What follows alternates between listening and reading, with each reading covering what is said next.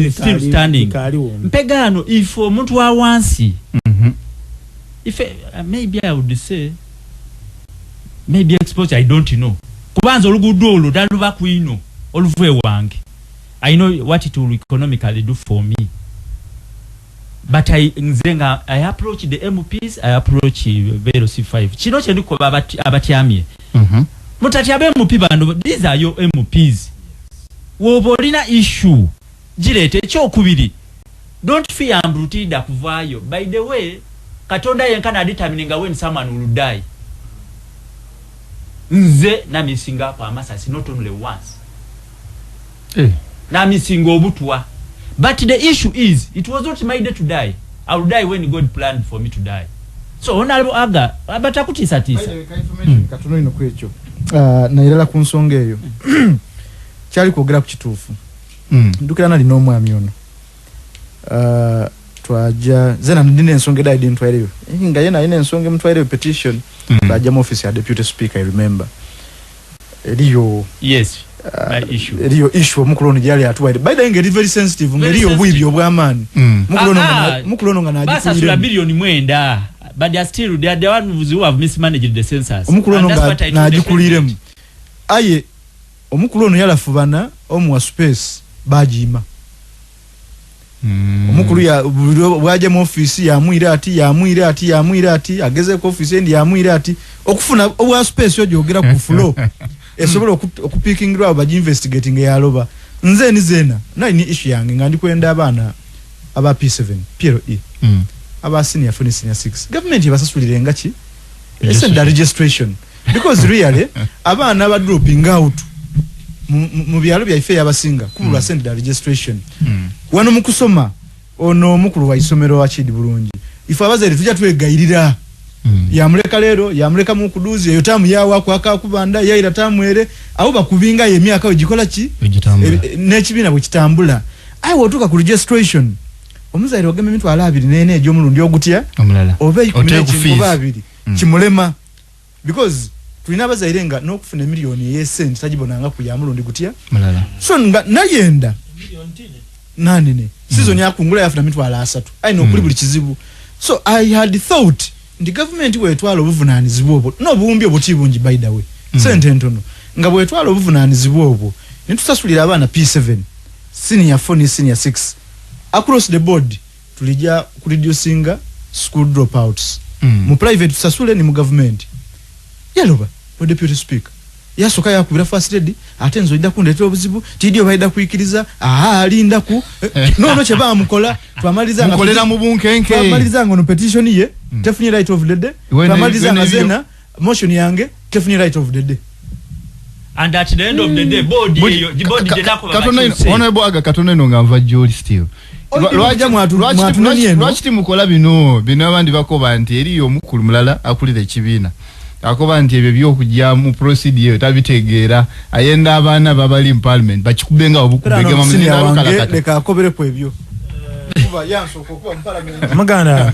ebyo kibulibi tubikola okusoka obusoke ndo ogura bingo muzinda alukalakata waliwo amateeka getutambuliza ku parliament getweta rules of procedure yes. ya parliament nga tofunye mukisa kugera na speaker naikiza na kuwa space on the order paper tosobola kwedana nsonga yo nojikuba obukubi they will rule you out of order kubanga oteko okuja era nendo okobera nti ababa kaba ine ensonga ningi ababa kaba ine ensonga ki ningi mito jaiwe ayo okudogera era timubeta basiru era bino byo mubona nti tubetu banafu yani yatesa waliwo ensonga ediri 5 era singa ofuna omukisa n'ojja ku committee oyinza okubona nga bwokubona nti tibateesa nga nabasinga kuteesa owekisozi tiyetaaga wiki namba omwe nonola ekyo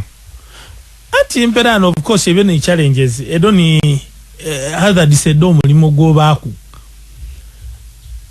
nti olwaleero owekisozi mukama nga anonda baida kuleeta bamukola muzaale yateesa emirundi 4 oba 5 yateesa mitono aye nga tayidi nti competition yeri mukutesa oyemerera oyinza okwemerera olunaku emirundi 30 nga tibakuwaire mu kisaguge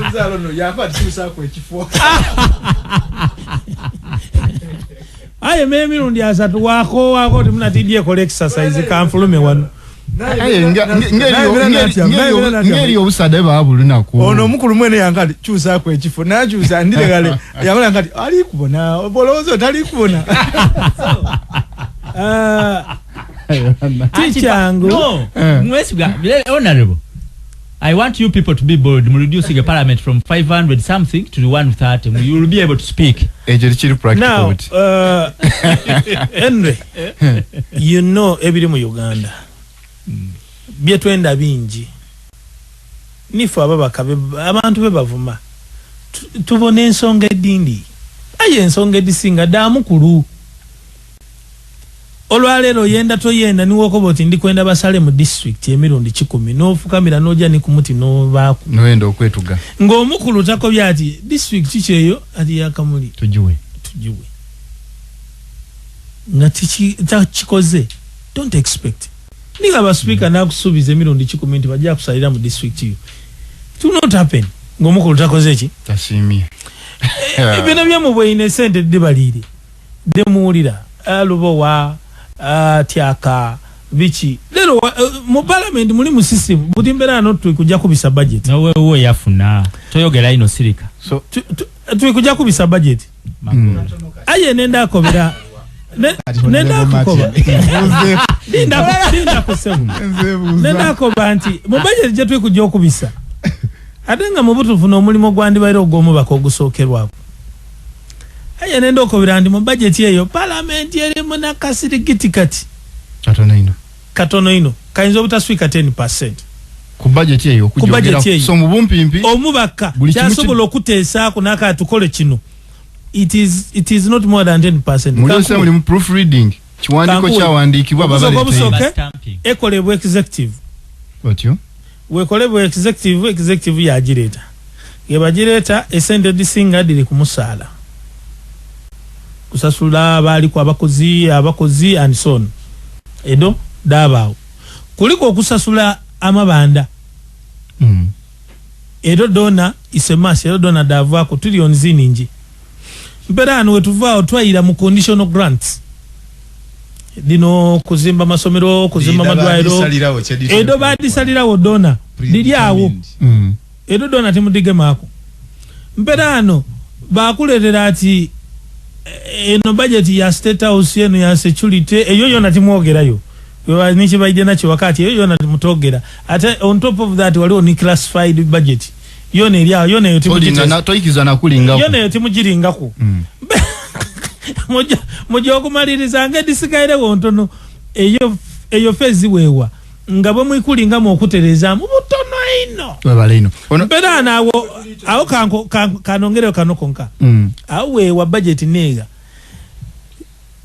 executive yakati 3% of the budget dibasenta imeka ati $1 trillion muba mwakatandika kote soka ati supplementary budget 5 balese $1 trillion imeka isatu awoni gaulira mulimu atyaka mulimu gundi $1 billion diti and so on awona timwogera kutolako kudibisa eyo toyogera mu ogwa imugwa kudibisa meni atakaba avuma imwe aye mwa lubo esende ngandu bayikubona abona aye there is nothing we can do about it kalwe baleino kamaize ni honorable aga mulekule onali kusigala wano kande kule honorable aga anga kulekula a quick one to comment muli bawambe as parliament mperano amateka ga Uganda erikwetaga overhaul not even parliament alone Uganda engeje tukola mu emirimu obukulembeze system mu buli kimu tukwetaga kwira mu kugogola ngo omuntu anakanda simbe bikado byansala yabikumukula obina bena tina kukumukula wabyocha watemaku byera mbyase okabiyaka watamu ebijimusa Uganda erikwetaga kutereza mu mbero tine really muti nikankobereko so mpimpi muli bawambe mpera no koti tulibaga mbiti nife tuwenka Uganda yona mpambe because so konkobere kubucha lugudo kyo lwakolebwa mwaka buludi kansala wulala alikatizene byengudde wange tabidi yena muwambe so buwambe Uganda yona by the way Dr. Besi jena kuba ko bulungi kigambe ekyo Uganda eri mu buwambe abawamba n'abawambibwa ekyo paka omuntu lwali kita mu bwongo ya kitegeera memale twidda twaleta n'obuzibu ojja wajja ku kyalo kulumbe nga bali ku bakansala wo muluka achi awava ku muluka kujja kuigombolola oyo tatuyambye tatukole wakati emperano kansala yali by the budget ya igombolola ya sente meke milioni nali ku ne igombolola lina ulire ibula nku ebugwe eri eyo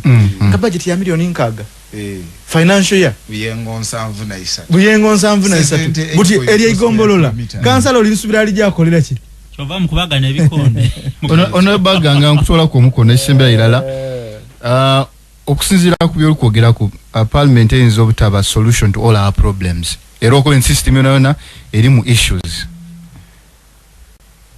tuli kwolekera akaluka bona 2026 akaluka kawaire honorable Kyagulanyi ngira mu parliament ya malamu emyaka gye 2-3 ya kandi kino kintu tikikola nze kanjivemo noni wale awali obuyinza ate ngali myaka midubudubu mulinagana kumpi muli bavubuka mwena kizo kirindi honorable aga nsindika kwa president ndi kuida mpola ejuzo kirindi yes sir regions zidiri kwetegeka ekube no bajeta national cake nti western bategera bakoba nti okay tube ni M7 truth be told alikukulirira myaka aja kuvao but we have standby generator eri already bakanti eri kutokota already bakanti enika no besije abere mu lutabalo for so long in case aliwo bakanti twageza mu kunimba bazi yena ngali mu kantu bakanti ze good administrator abo bava bakanti fengulu mutawani wo mugenzo bote abayira aliwo ku wabayire omawu n'abandi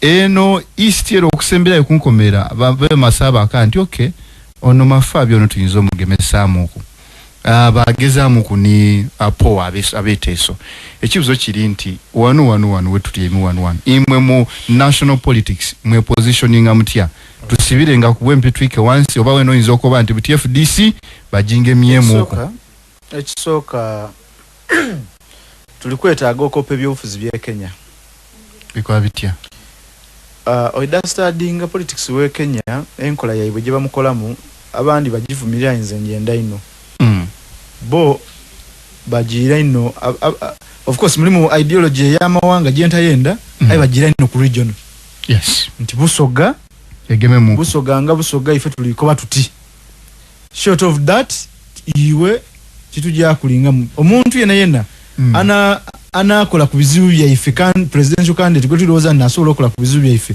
gwe tujjo wagira in fact bachize mu aba Mountain Kenya deputy president yava ni Uhuru Kenyatta jali yava baina enchi ko daibwe balwese limuli 3 baina limuli 1 limuli 2 buti baina limuli 3 limuli 2 they resolved to support Raila Odinga ngakati we tulingamu ebizibu bya ife ayinzo tuyamba na Odinga bamweta nga region yona ne kunga ineti yaime ndi tulikwenda okuwagira oyikirizaganya wobo wangwire otukolere A B C D yakwati ba signinga pera no ifo buzibu ifo bwe busoga tulina muna busoga ne singa kuderega ate busoga ni benabona tulimu obutitizi aya atoba tulimu kirenti nabitawe wakitibwa wowe otyo ngotwere ko mulembe gwenta aliwo ogwa baba ifesa na Diope Wilbur Force kuba yali ku tiyali vice president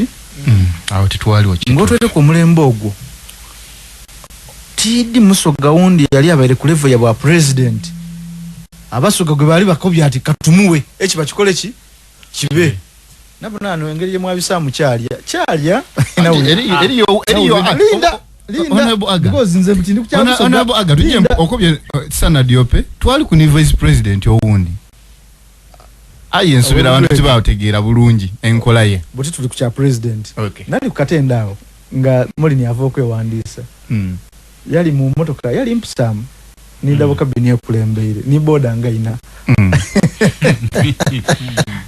Mekwa chwa joininga. Hali joka yana mbonake joka. Kubanga abantu mwenda. No, that's it. Aboti basoga yali akinga mobilization skill. Singatu aye ngaije people to aye bomuchi ground yali asula katendi by the way. Yes. Nakanti yandoza tibachuzwire buzule. Perano babazaala luuka kyalo ndi kyerabira. Katonda ya namba. Ebisere mu campaign nali kweruuka eyo. Yes. Twayagana ni convoy ya presidential candidate nga aize ku butaka. Yalina okuyira ira amayi wakanti omuzira yegulina okunyokera. Andu balinga nsamvu. Nakanti then there is a problem. But oyinza obutamunenya maybe packaging. N'abasoga nti bayinza okuba nga tibaaki mubona yajja ku magere ye. Nga yeza kiriyo. But if omulembe guno oguliwo. Ngotwere kwebyo okuwagira obuwagire. Nti Dr. Besi yaide tumuwagire ajire. Mwami Mafabi yaide tumuwagire. Mwami Kyagulanya yaide tumuwagire. Watyanga bucherenga mwami Kyagulanya agemye government. Abasoga tulijja mu banda ki kitwayikirizaganya naye kyombuuziza. Yes. Wazira. Mtukoze bobi. Wazira mpera mwami akali amawa huyo wanupu. So konkobere kuduze mwabere ni mwami Kyagulanyi. Era nga mjja kwongera okuba naye. Chichiche mwali mutaire kutebo nga abasoga. Nga mukulembera mwami Kaluya. Nti hona leo Kyagulanyi tuli kuwagira nga abasoga. Ngotwe kwecho okukyusa obukyusa obukulembeze. Okukyusa obukulembeze bwa so what next? Ngotwe kwecho. Imwe abatukulembeire. Wakati mulirano ngemeranga ekifo. Kwa tumana tuweno baye tulimalira. Aye nga tukali kumalira eyo. Imwe abatusose eyo. Kye bargaining power mwata kikutebo. Ndi sebo mwami Kyagulanyi obugemye obuyinza ife busoga tulina obuzibu oluguudo luno Busoga University kino kire abidi. Yes, abidi sef. A statement wajiwandika. Then baba abidi that last week. Yes, last week. So during kule twamwagirira kubwerere. Gali kule cyari cyakire. Pastor Muwanguzi nze mwene onalebo Kaluya before twakulira okugiteeka teeka. So tulibanda kibuti twena twegaite ku. No, kuba mpera no tunamana nti kubanze manzo oluguudo oluva kwamba koti okuja paka ebukungu nkoye. Aye abantu abakozesa oluguudo nabali ku luguudo lubanji. Era basobola okuwa mwami Kyagulanya akalulu. Yes. Mu nsonga de mwatayereyo singa wangula na lutukolera nzaabuze na nkola aye honorable aga soko inde kungaka yo kayikwira honorable aga inengeri jayi kutuzaana mu muzano wano aliyo se yaza kibina kyekiriza iwe kibina kyo wakisaba kyo muwangula kyafafaga na kicho tadde kiri ekibina kyambala awo lwana jana kumbe katonga mperano kibina kuti buli ekibuzo kibali kumbuza ndi abana bali sobola okumbuza ekibuzo ekyo olioza saino netesese ozire isubi ya kibina kyo kuwangula saino mulimo gwendi kuni guno gwa kusooka kwetereza ng'ekibiina twire watya so izakyo kibanda mukodi we muwangula mtu we kino asa geno tili kwenda nakulimba nti eisubiririwo but not now sooka kwetereza kale kalujje ku kire kyawe ina ni kinzo wangula batukobere omukulu atukobye ndiye ine isubi bwayina mu opposition ye NUP se we NUP mwabagaininze eki for Busoga such that besingo kotegere then amukulu ali mwenare mwidatu kwa bali kusitaka yobona to present nsonga ninjaye nga ndano kola yoku edindi ku fingertips yasokeire irala ni ku nsonga yebyendegeresa education we noted inti Busoga historically yali taking a leading role mu byendegeresa by'iwanga lya Uganda. Okay. Aye omulembe guno gwaida nga gubita itana mu ngeri y'ekigenderere. Actually in that document we pointed out Jinja eno yetutya imemu eno yafuuka town council mu 1902 okufuuka Jinja town council. Mbarara became a town council in 1952. Olwalero tulina Mbala University of Science and Technology before we have any institution of higher education at university level government funded mu Jinja nga tukalina ajja ku Busoga yona buli sub region almost most regions mu Uganda dilina public universities. Mbala University of Science and Technology jendi kwogera ku Mountains of the Moon University mu Rwenzori region, tulina Muni University mu West Nile, tulina Bustema University mu Wokedi, tulina Soroti University mu Teso, tulina Gulu University mu Acholi. There are quite a number of them. mu Busoga ni bunyoro yes mu Busoga tulwaine no kulegalizinga just charter ya Busoga University chikalobye ni private universities edida no muidinda ne difa bufwe wawulira ati Fairland University yafa Nsaka University ati yafa chi Jambushenyi University mu Bushenyi Town Council rather Lero municipality they have 25 universities so 25 private this nisa ino jogu goling ate nani adisindika are they approved by National Council? Yes sebo and who supervises the National Council for Education? The Minister for Education and Sports nani ye ni Mukembuga. So Mwasabi University twetaga a deliberate move of the alternative government jetuli wagira okutuwa what their position is kubyendegeresa especially on the issue of reviving Busoga's glory mu byendegeresa iwe jononi awabanga na Masagali College muiri yine nkembo dibairede yagalira bwe yagalire mu bizimbe nga byafuka bifulukwa and this is a discussion we should have nga tukalina kulingira ku whether you support which party or what olwalero Abasoga abali kubeda abana bayibo okutubira mu jamu eseta banji ino ono Bakalia so to breaking it down byomwako byenti singa kyagulanya twalo buyinza mu Busoga muno tufunira mu wano ekyo ne kisookeirwako fe kyetwakonyeku ensonga ey'okubiri twasaba era twa proposinga issue ey'amasanalaze preferential tariffs region enakwedo ba honorable Muzale babisa eiteeka ly'amafuta nga Bunyoro nga yene kitundu amafuta gano mwe gali kuva erina entitlement pegano Busoga erina natural resource y'omwigachira we wao tugugabana ni Buganda era omwigo ogwo n'okuli generatingirwa amasanalaze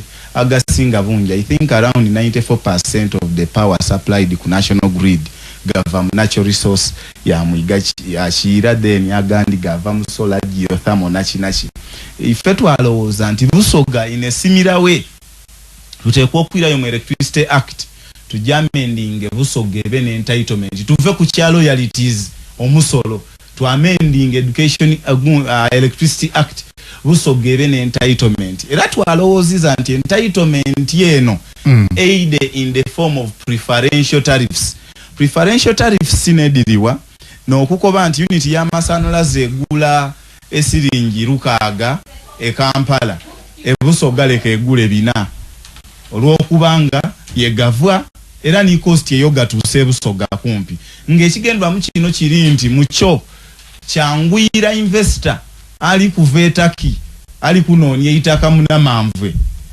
okumukoba nti be amasanalaze idindagala yisiku kirijja kutuyamba okwiza the fallen glory of Jinja as an industrial hub for this region. Twayogera ku infrastructure mukulu wange agabyaba yali kwinonola ebyenguudo ebyamalwaliro ebyachi that infrastructure twayogera ku nsonga y'ebibali we need and we hope nti we shall have a better approach mu kukuuma obutonde bwensi vis-a-vis the issue of coexistence wagati w'omuweedere mu kibali ekyo kubanga government ye nerikobeti tuve mu bibali niye neribisenzaamu abanamakolero nakwinonola n'engeri madivaani yayuwa ebidi ebikyafu mu mwiga mu mwala gwa Kiko buli kumpi mwezi yayuwa ebidi byawuna aye ife kabiri otuli kulyamu omukyere n'amayuni munifo tuli kuonona ebibali ebyo so those are some of the issues twayogera ku institution y'obwakyabazinga tulowooza nti we need the institution to be let be ndowooza mu bigambo bya full figure leave people to be this regime has quite twisted the institutions so mwendebe yetengerere kulwayo baleke institution ebe nga yetengerere so bakoze obyo supporting ku financially supporting chindi oliko boti fenze tiri Musoga nzali kuogera niwe ndi Musoga ndimu iwa mu lubiri anti for the majority anti nze kyendi kukoba nze ndi kuogera ku the institution etutwala ife the majority Abasoga twetenge so muri kwenda abawo obuyinza ati kutuwa kubule kabule kayina abutuwa this is hereditary the institution should just be let be wetuba tulina ebya ife byetudiringa nabyo it is okay. So that is constitutional amendment okolewa. That is it is how it's supposed to be. Mogani. I don't think government has ever influenced anything. Mubwachi abazinga. Okay. I'm talking from a point of view as a member of the Luchiko. Ndikwenda kwira joli oyire mu bintu ebyo. To the Chabazinga. Notingiro obuntu obo Henry edatuda kwira joli. Maliza council mudachi kandala. Mufunze byo nebimu ku bintu bingi. Masabye masomero twakonye ku masoma masanyalaze kubaga kendeze wakobo kingdoms badireke twabira ku infrastructure amasanze nga toire kuoga kendeza ni okusansana kwago okutuuka egateeko okutuuka. So nebyo nkabe mwasabye singa solo ensonga debikado ebintu bingi. I cannot detail the whole of that document yainga ne bitambulira mu area ya people's welfare around Busoga. Kale webale ino so mu bumpimpi timu asabye obuni omusigala nga muri bakilina ba offices kizabuzuka se bikolebwa. The issue of sharing power is also discussed at another level. It wasn't the subject of that document. Preparing the document eyo nga tuli preparing presidential candidate gwe tuliteka 2026 ali kuido kwogerera abasoga abali ekamuli. What do we think should be entailed mu mbozi ya ifenaye?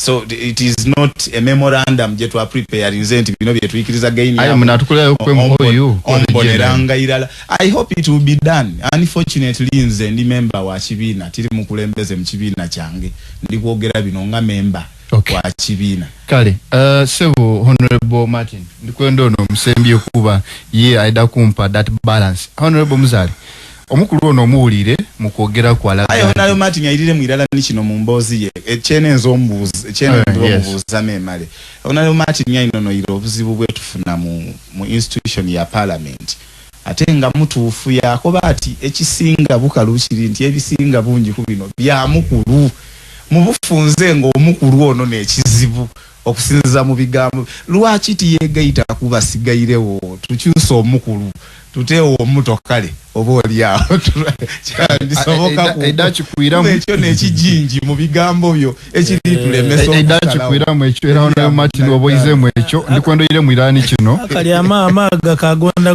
kuba edakulisa mabaalo olona era obumaze okwiramu ekyo yaliko banti waliwo ensonga edizitowa lwaki Busoga sub-region yandibeire eyiwa buwagizi bwayo eri presidential candidate we ekibuzo kiri ndi Mwalimu Martin Muzale, why should we have continuity ya system eri osawa deno ngeiwe oli mu NRM osavingire mu NRM atobwe nebiziwe biri mu NRM wakonti aye insigaire mu NRM lwaki continuity yandibeirewo abasoga bakoba ati bazane bulungi nga no wakola ki alimu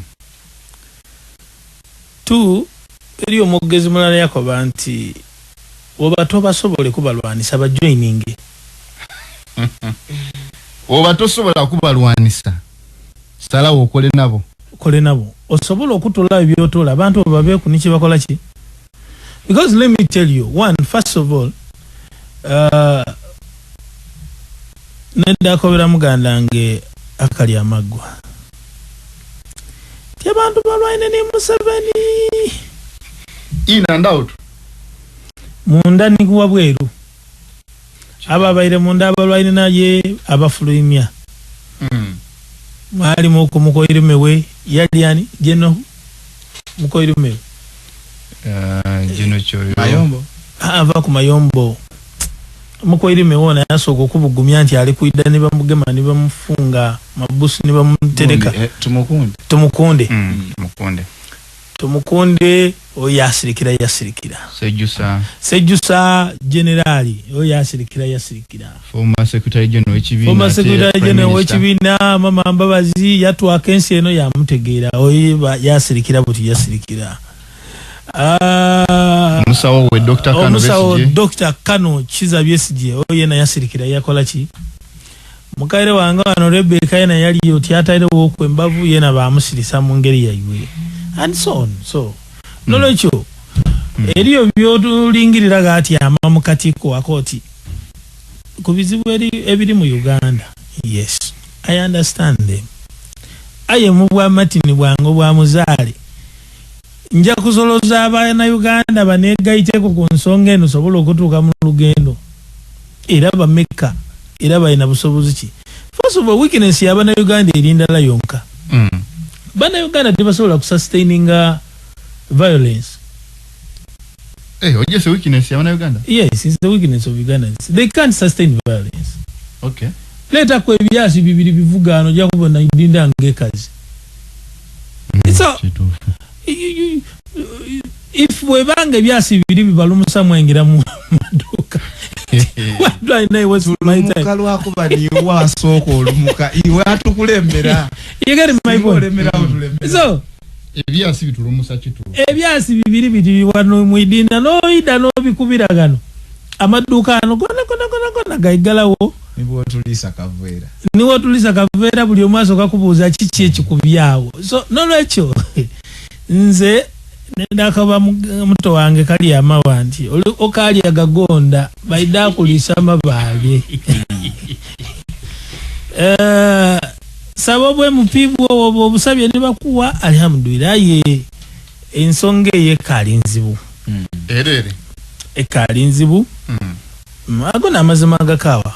Someone will call and abuse muzale man son, but we are not fools tubona bye tunasobola okusitula eriyo kobati oyikonda kuba kumugayiga ekiro 10 dido dilyawo nsawo jetike kaisosobola okujetika no 8 billion otuyana ga avaawo wajirekawo no kujitusawo kwendo jogitereka awagati awo wonka akutiisa bakoba bakupangira ensawo ya sente billion manya bakupangira mu kisawo esente nga dizitowa million 10 baliko banti disitulenga tosaze kutola oditwale wofuko mugayiga odirekawo so no lecho eriye ebisoboka eriye ebitasoboka nze ndowooza nti one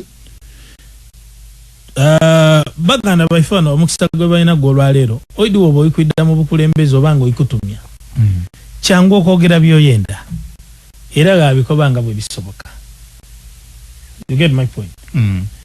Osobola okobera abantu tujakola kino sada tumutwala talinya babyogera aye nendo okobera nti ngomaze okutuka mu buyinza olwalero kampe kwe kyokubonera ku wano ku neighborhood e Kenya waruto Mwami Ruto yakoba akalulya kanoneza kuki kwirubalo yakobanga eta hasla abantu babulida bategeera ino munakumuna iwe jo babuze ko lwalero nti kiri kitya hasla muna imwanti yagemye mu kintu munakuna mubwine ku White House kiri kitya bakubya wabwe White House yajire ni jet nga bayikujibala etwaire obuwumbi bumeka. It is 9 million Kenyan shilling. That's around the 180 billion. Close to something billion zeda Uganda diwerera kwirala. Era bana Uganda nga bana Kenya baikwe buzati kumbera je tuli mu hasola muna ife. Kandi bairoja ni special jet ye yeri twairo bumbi n'obuwumbi bwe sente nga bayino tusubiza mu bigali twizeyo obuvera bukayi kuboneka. So bine ebintu byangu ngoka ali kugemamu aye wogemamu otandika okumana realities wedikola ki weditambula. So these ones they are right now by the kwogera amasomero tujakola musala tujja kuongeza mbichi engudo tujadikola but ultimately at the end of the day the element of resources ojaditola. First of all olikuida mu buyinza gakoba abantu otye musolo mungi aye nga wikola biranti wetaaga omusolo osobola ku implementinga bire byoli basuubiza. You need taxes osobola okujja okola enguudo dai. You need taxes osobola okujja okuzimba amasomero goli ko. Ate banakoba nti Uganda efirizibwa tulyoninga 10 mu buli bwenguzi nti balijja kulwanisa ekyo bafuna no mu bugubuze kankukobere muganda. Wano Uganda olwalero wetuli ensonga dobugubuze tulyo tutudonso bwense twena wojja munupu ekiri munupu kitogota kiri mu kutokota mukama ibwe akantu yena gakatola yakatola tasobola kandulira bayine nti bana nti yenjire nti bwenvireyo olutabalo lwenjire mu lutibwe lukoze eki wa kana keba mugamya ku electoral commission ga kaida kona tasobola kandulira bayine nti bana kati so era woja mu inside information baida kobera byobugayiga omukulu byalina byolwalero aye ngate bayine ali wakati tujje tulumbe nga bayine bayikuli ati ya gas so no lecho eziranzo olwale omuntu ajja kunsuubiza igulu nansi nti genge mu bukulembeze corruption nja mutolawo because everyone has come to realize the only way to sustain yourself in power ikiriza abayibi bayibeku basobola okuboneka nti bafaayo okukuuma ebyayibwe nga tebenda bije. That is what has kept this government in power. Era wenze wembona abantu olwale Museveni yakikola intentionally because one abayibye buli omukyayibye n'ataawo nasinga okati government gechoka inzo okukyuka obubi yajja n'ebyange omusaada leka tumunoneza akalwakoleki so ebintu wano nze mbona nti ekisinga obukulu bannayuganda kibayinza okufunamu singa nga baba bayirewo omukisa gw'okukyusa obukulembeze nokoba nti lule tubaire tubona mu 7 for 40 years mbwine ku president omuyaka but fundamentally the changes edisobola okubaawo ntono ino. Ono Muzale iwe ngo omuntu wesumba kuwena okubona kwa undi obo enda tusigale wano? Certainly, of course. Nandienzo okubona ku president omuyaka zena ngo omuntu. Era nze nenda kobera nti one of the reasons I did not go to parliament in those 2016 ekyasinga okuba mu kyali kyakuba nti nali mpagira mama mbabazi. Kubanga nali nenze one first of all it is democracy. Nti internally mu kibina tuna tusoboloka nti president Museveni otusabinzeeku aye katufune ko omuntu owundi within our party. So nali ndiko that privilege okuba member w'ekibina kyenare mukoba nti mbe kunomu ni president owundi gwenkola ki gwendeta nandienzo olwayo nga bwendi musoga eri omuganda ngagana kyogere